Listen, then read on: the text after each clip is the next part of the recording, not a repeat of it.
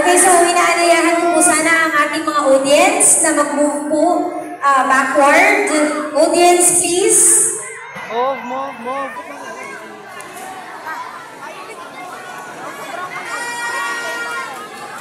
Si Binibining Priscilla.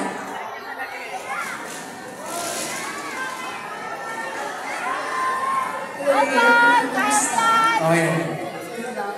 So, narito ang mga katanungan. Pagiging patas at makatarungan sa lahat, paano mo ipapaliwanag ang katarungan sa isang simpleng paraan? Salamat po sa napakagandang katanungan. Mapapaliwanag ko po ang katarungan sa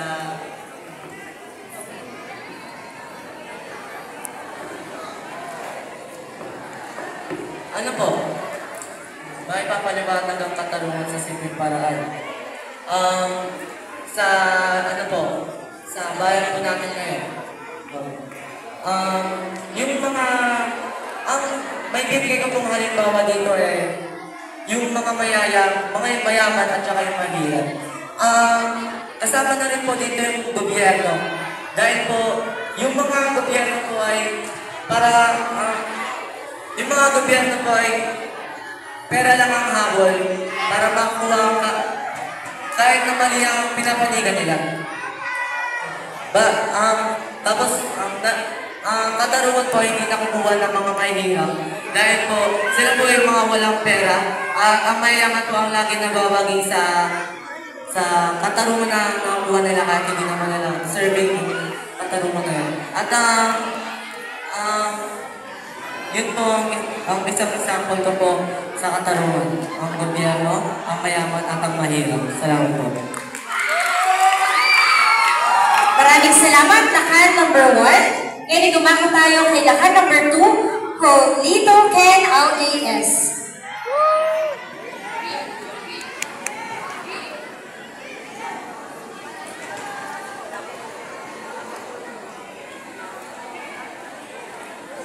Ang iyong nabunot na horado ay si Ginang G.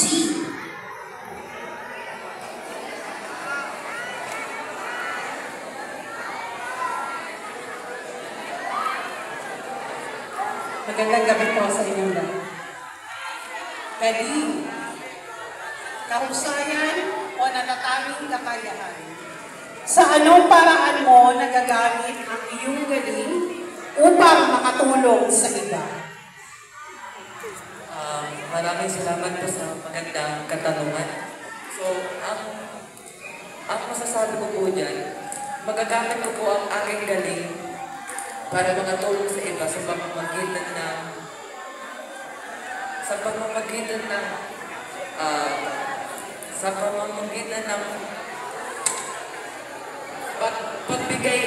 pagbigay inspirasyon o pagbahagi ng kasi ang galing masasabi natin kasi ang galing galing sa talento so maibabahagi natin yun sa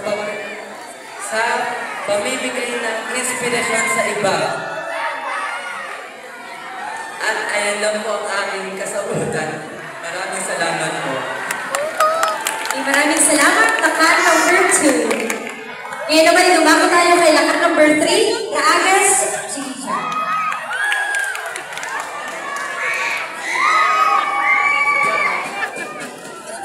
Ang iyong nabunot na horado ay wala diba sa Ginoo? Brand.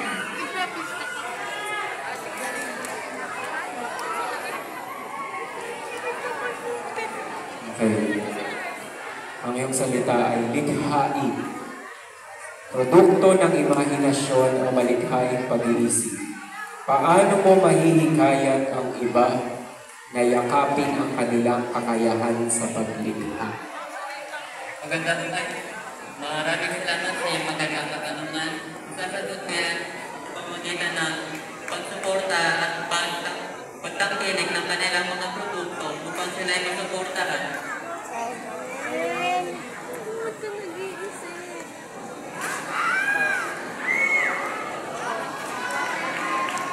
Upang sila ay masuportahan at magbigay ito ng inspirasyon sa ating mga kabataan upang kami ay lalo pang magsisigil. Yun lang.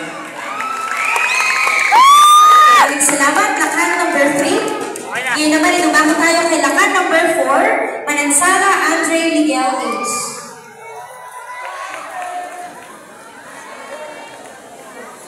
Ang iyong nabunong na urado ay si Ma'am G.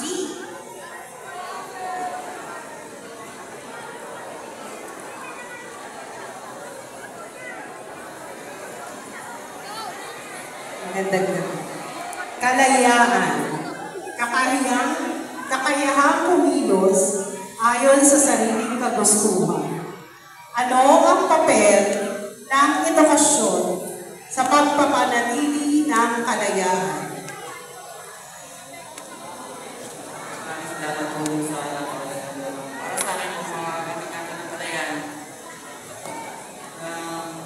Dahil sa ilang kulay, meron tayong sapat na kaalaman para gawin ang sapat na kaalaman para gawin ang tama at makapagpasya ang nakakabuti para sa ilang Maraming salamat. Lakan number 5. Then, lumako tayo kay lakan number 6, Esguerra Carl Luis A. Sorry, lakan number 5.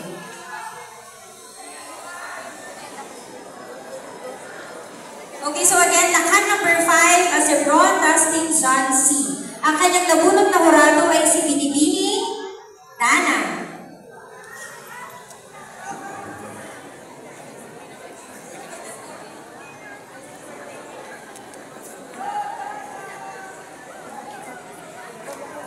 Hello. Ayun. So, paninindigan. Matibay na paniniwala at hindi basta sumusuko. Paano mo maipapaliwanag ang koneksyon ng paninindigan sa katapangan? So, ulitin. Matibay na paniniwala at hindi basta sumusuko. Paano mo maipapaliwanag ang koneksyon ng paninindigan sa katapangan? Maraming salamat sa magandang katanungan. May pumawalan ko na ang paninindigan ay maaaking ko sa akin kapag gumawa ako ng isang bagay na iisipin ko mabuti bago ko ito yung gawin. Then,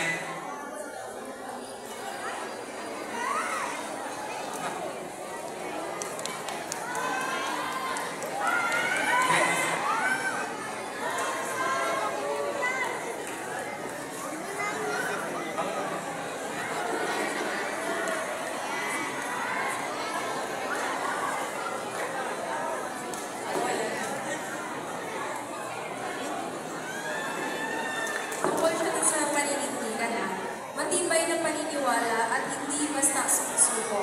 Paano mo maipapaliwanag ang koneksyon ng paninindigan sa katapangan? may pamawalan ko ito sa pagpapakita ng aking katapangan na kung kaya ng iba, kaya ko din na kung may paninindigan sila, meron din ako. May kanya-kanya kahit paninindigan sa sarili para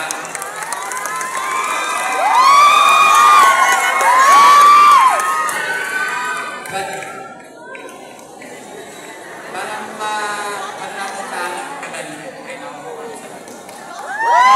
salamat, lakan number 5. Ngayon naman, lumako tayo kay lakan number 6, Esguerra Carl Luis A.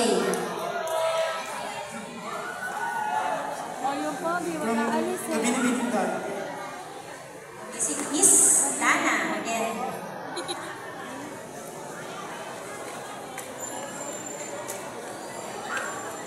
Grabe. Siguro madaming makakarelate dito. Pagmamahal.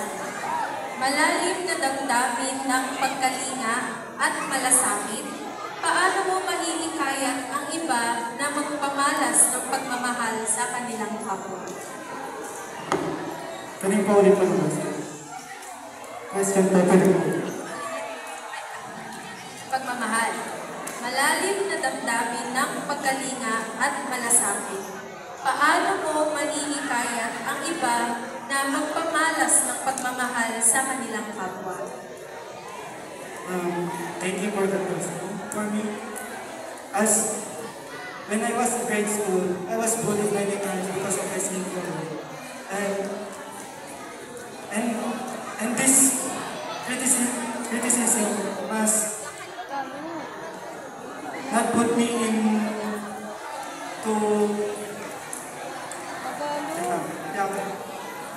when I was grade school, I was bullied because of those people. And those criticized doesn't define who are me today. Because tonight, I just stand here, not just a victim, but a voice. And as Lakan, I believe it's my duty to embody the values that can serve as inspiration to the youth and for our nation. We must never underestimate our potential because within us lies the power to change.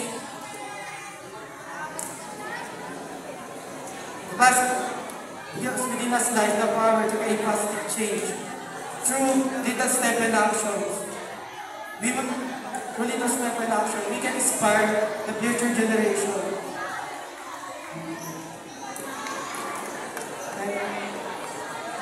Thank you. Maraming salamat sa ating lakad number 6. Ngayon naman ay tumakabaya sa ating lakad number 7. Mr. Tanilon, Aiden Jim A.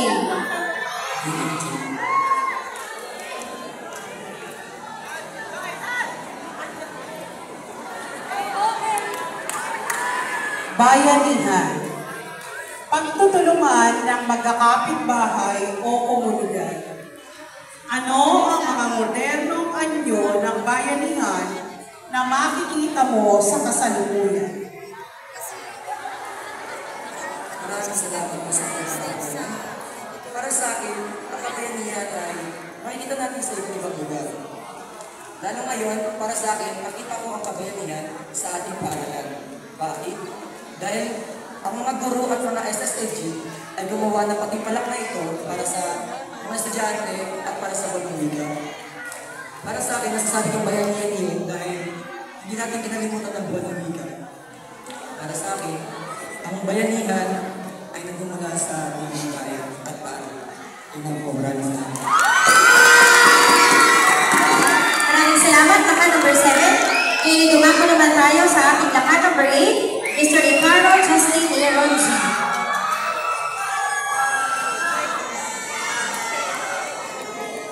Ang iyong nabunot na hurado ay si Binibining Priscilla.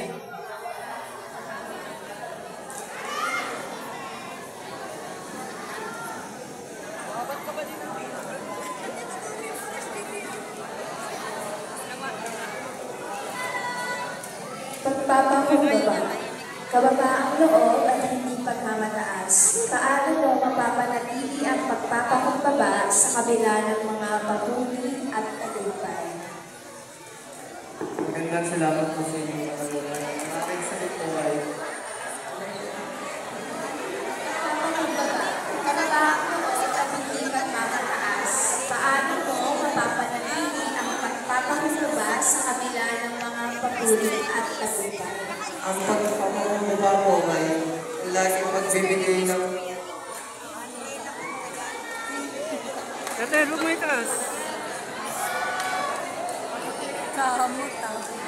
pagpapakumbaba ay laging magbibigay para makatulong sa iba o iwasan ang pag-aaway kaya pagpapakumbaba lang. Ikaw po. Maraming salamat sa ating lakad number 8. Ngayon naman dumako tayo sa ating lakad number 9. Ginoong Nepomuceno St. Francis A.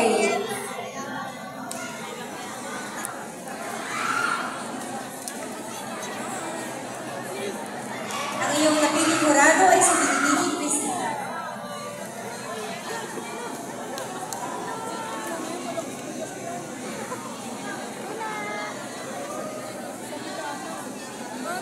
Karunungan, malalim ng kaalaman mula sa karanasan. Paano mo ginagamit ang iyong karunungan upang makagawa ng mabuting desisyon?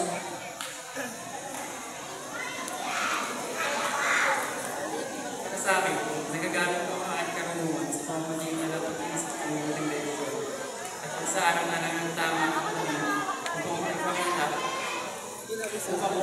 bago mo ng mabuting desisyon.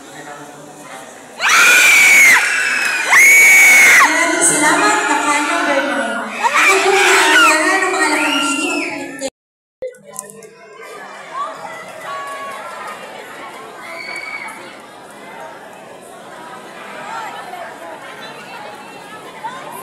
with you. Okay, everyone. So, here's your list.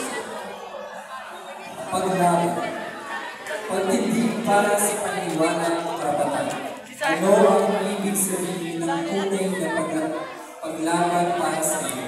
At paano ito isinasabuhay sa araw-araw? Maraming salamat po, Pinoy. Ang paglaban po para sa akin ay ang pagsubok sa kahit anong hamon po at ginagamit ko po ito sa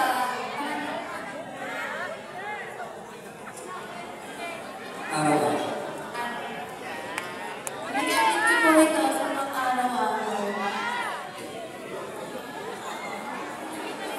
Ang salita ay paglaban. Ano ba ito isasabuhay sa pangalaman?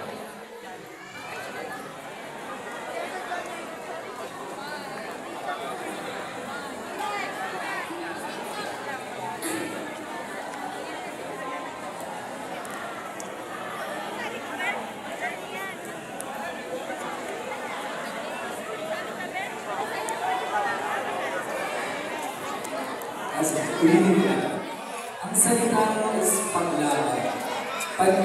Pagtindig para sa paniniwala at karapatan. Ano ang ibig sabihin ng tunay na paglaban para sa iyo at paano ito isinasabuhay sa araw-araw?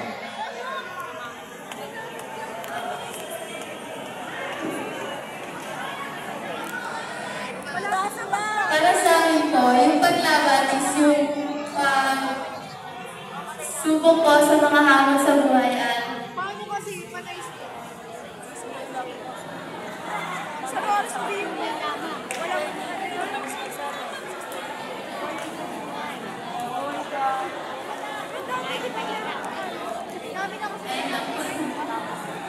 Okay, maraming salamat. Lakambini number 1. Ngayon naman ay dumako tayo sa ating lakambini number 2. Amano Zaira Eunice.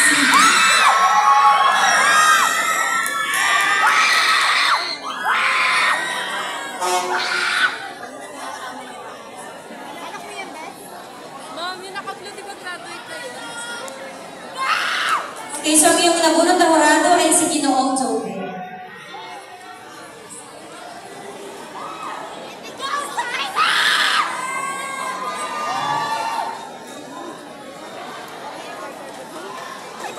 Bakit na talaga yung gusto mo na awasin ka para itanggal?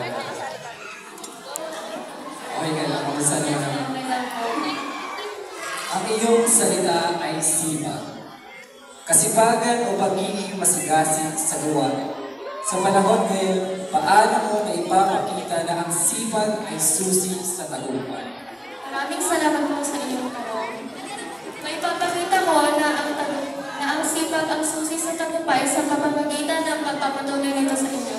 Dahil sa panahon ngayon, alam naman natin na maraming estudyante ang mga nagtatrabaho at sinasabayan ng pag-aaral upang makatulong sa kanilang pamilya at sa kanilang sarili. Yun lamang po. Maraming salamat. Lakambini number 2.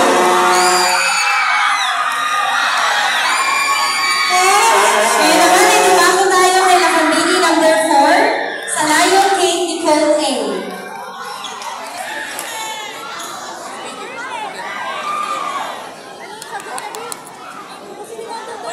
Ang nabunot na horado ay si Binibinin Crisita.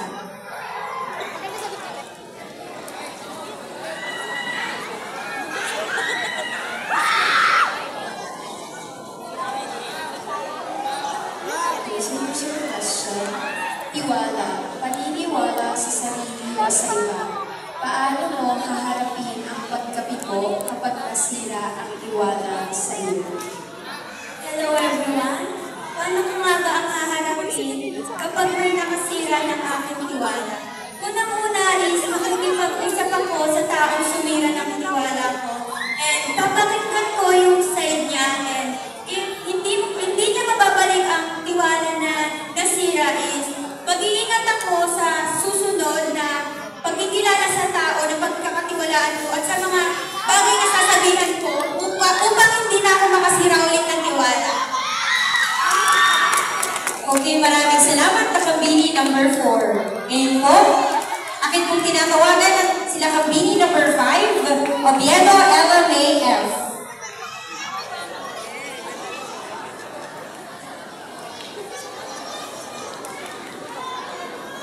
Ang iyong nabunot na horado ay si Ginoong Joven. Ariel.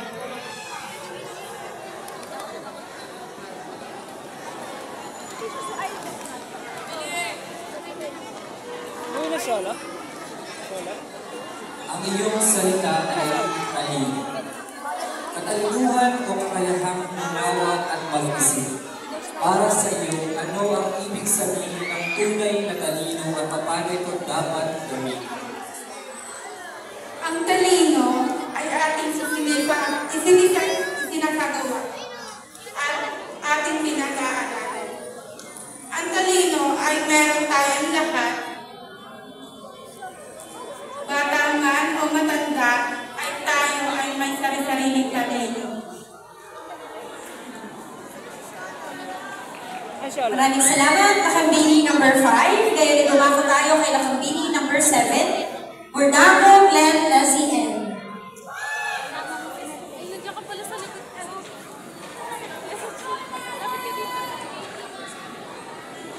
Iyong morado ay si Binibining Priscilla.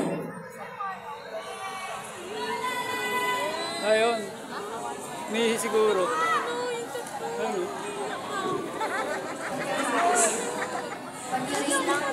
Pagiging nagkakagulo at magkakasama sa layunin.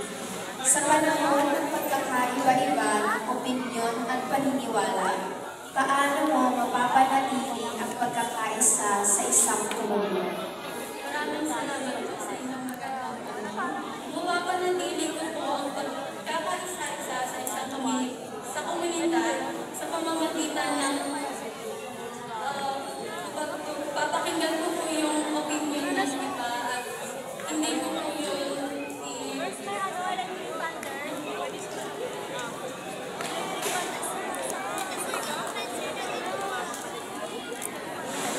at papakinggan ko po lahat para wala pong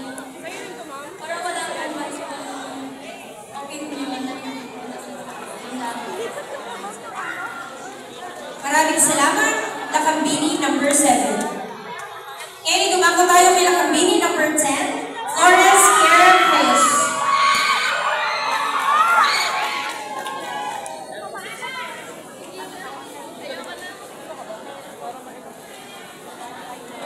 Ang iyong napiling kurado ay si Ginoong Brent.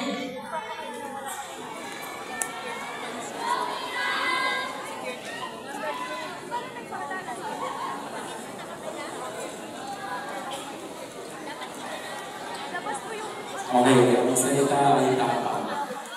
Kakayahang harapin ang takot o panganib para sa iyo ay ilan na susukat ang tapang ng isang tao. Maraming salamat po sa napakagandang tanong. Para sa akin, nasusukat ang tapang ng isang tao kapag hinarap niya ang kanyang takot o pagsubok sa buhay.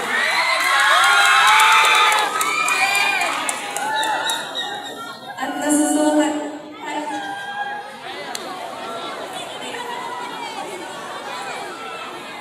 at hindi basta-basta pagsuko sa kahit anong bang dumating na hamon sa kanyang buhay. Yun lamang po, maraming salamat po.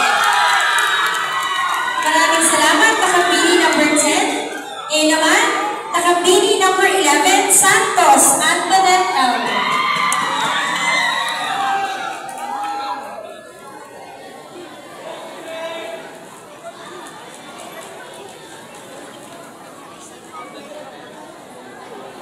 Ang iyong nabunot na hurado ay si Ginoong Joven.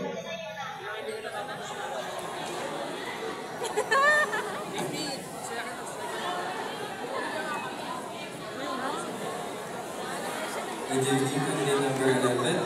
So, ang salita ay pag-asa. Paniniwala sa posibilidad ng magandang bukas. Paano mo mapapanatili ang pag-asa sa kabila ng mga pagsubok sa buhay?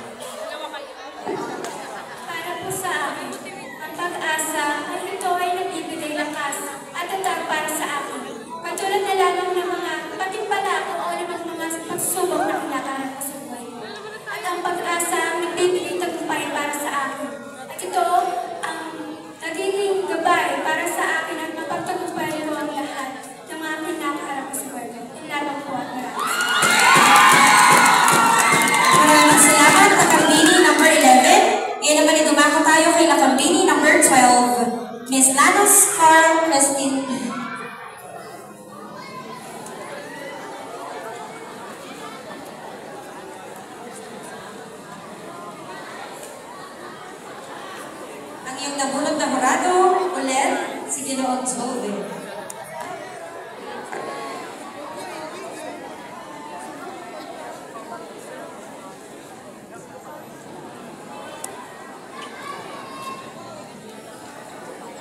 Ang iyong salita ay dangal.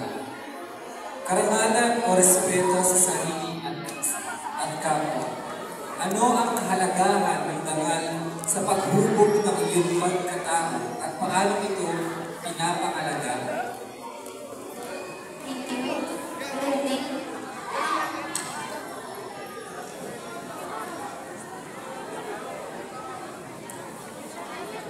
Para po sa akin, gagamitin ko po itong kinakatayan ko ngayon para ma-express ko ano merong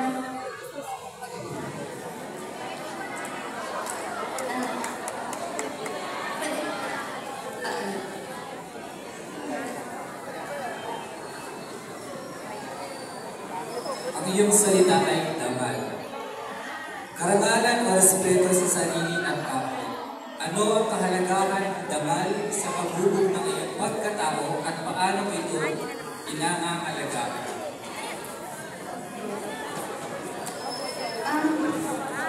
Gagamitin ko po itong plataforma ko upang mapahalagahan ko ang dangal at mapakita ko sa mga tao na nagiging inspirasyon ko.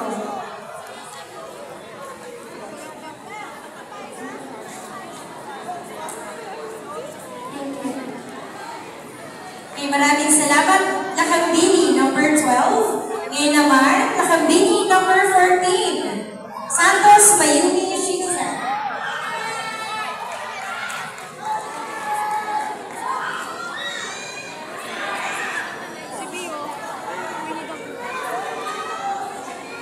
Ang iyong nabunot na horado ay si Ginoong.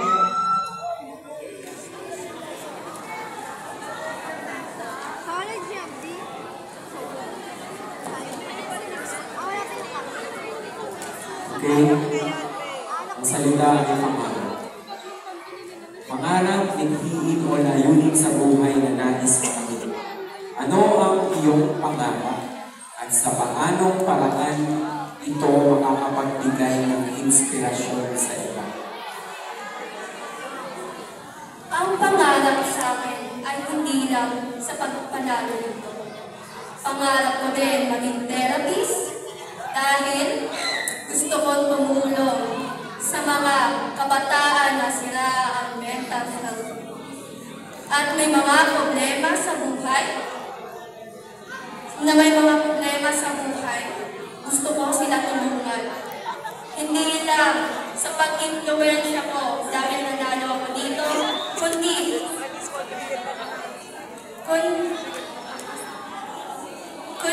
sa susunod na henerasyon na natupad ko na ang pangarap ko na maging therapist. Yun lamang po. Muling maraming salamat. Maraming salamat. Lakambini number 14. Huliman mo rin hindi magpapanalo ang bubuo sa ating top 10. Binibini number 17. Luina Ayasha O.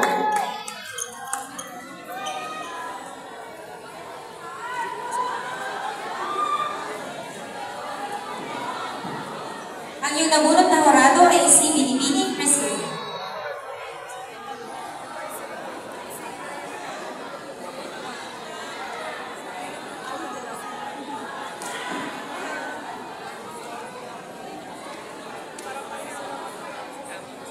Tagumpay, ito ay simbolo ng pagbubunga ng ating pagsisikap. Para sa iyo, ano ang tunay na sukatan ng tagumpay? Maraming salamat po sa katanungan.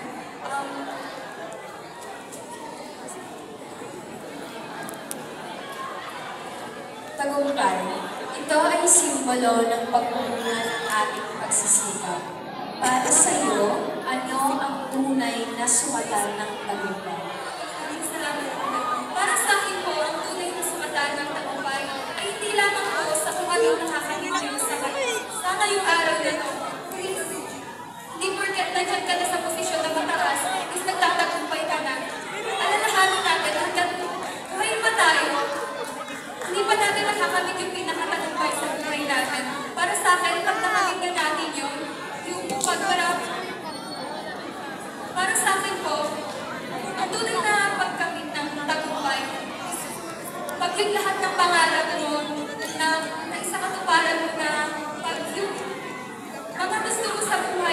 po namin yung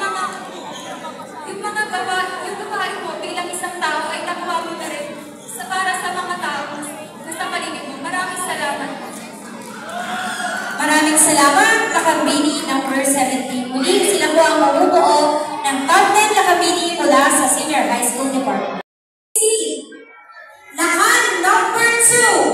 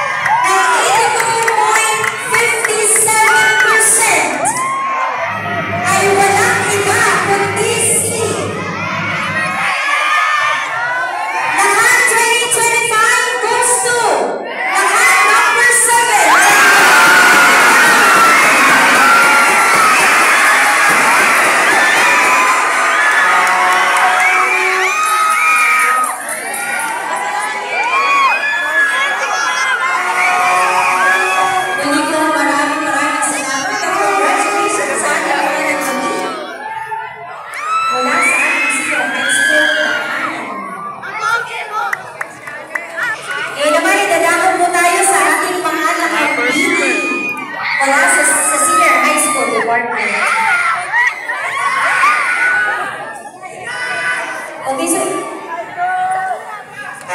hinahiyahan po na lumipat sa harapan ng ating mga Lakambini. Maraming salamat sa mga lakan sa inyong masintang pakikilahok sa ating buwan ng Pilipinas.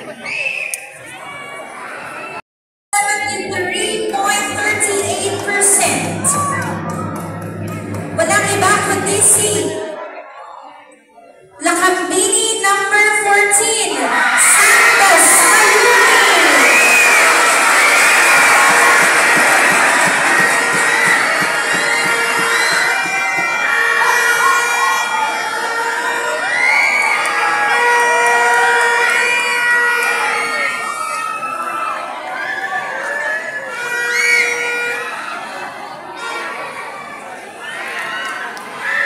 At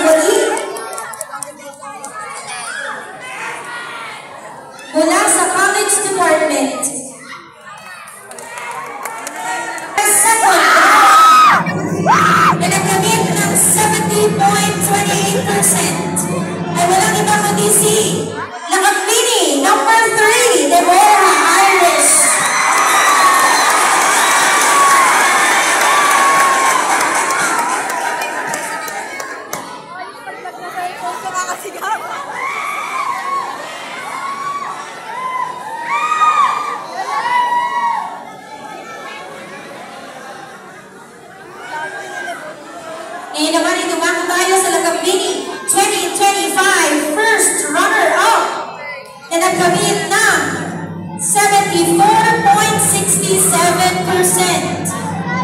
Walang iba kundi si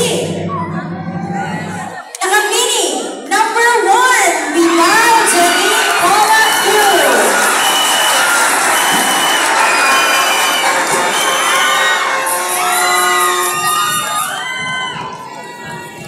At ang pinakahihintay ng lahat, ang pagkagawad ng titulo ng Lakambini 2025 na nagkamit ng 83.7%. Congratulations!